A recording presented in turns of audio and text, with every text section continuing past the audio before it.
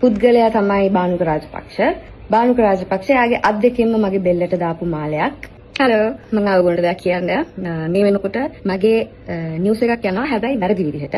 තාම මේක කේස් එක ඉන්වෙස්ටිගේෂන් එක යන නිසා මට හරියටම හරිම කතාව ඔයගොල්ලන්ට කියන්න විදියක් නැහැ. හැබැයි මම ඉක්මනටම මේක ඉවරයක් වෙච්ච ගමන් ඔයගොල්ලන්ට ඇත්ත කතාව මොකද්ද කියන එක කියන්නම්. එහෙම නිවුස් එකක් ආපු කලියට ඒකේ ඇත්ත නැත්ත දන්නේ නැතුව කිසිම කෙනෙක් ෂෙයා කරන්න එපා. මොකද මම මගේ නම කැත කරන්න මේ කරලා තියෙන දෙයට මම ලීගල් ඇක්ෂන් අරගෙන තියෙන්නේ. මේ මාලය මම කාගෙන්වත් ඉල්ලගත් එකක්වත් කාගෙන්වත් හොරකම් කරපු එකක්වත් මම ආසාවට දාන්න ඉන්න කියලා ඉල්ලගත් එකක්වත් නෙවෙයි. පුද්ගලයා තමයි බානුක රාජපක්ෂ.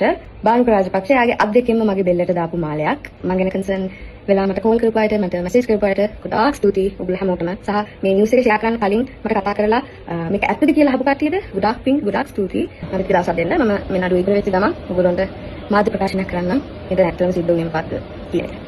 අදාළ පාර්ශවයන් බලන් ඉන්න.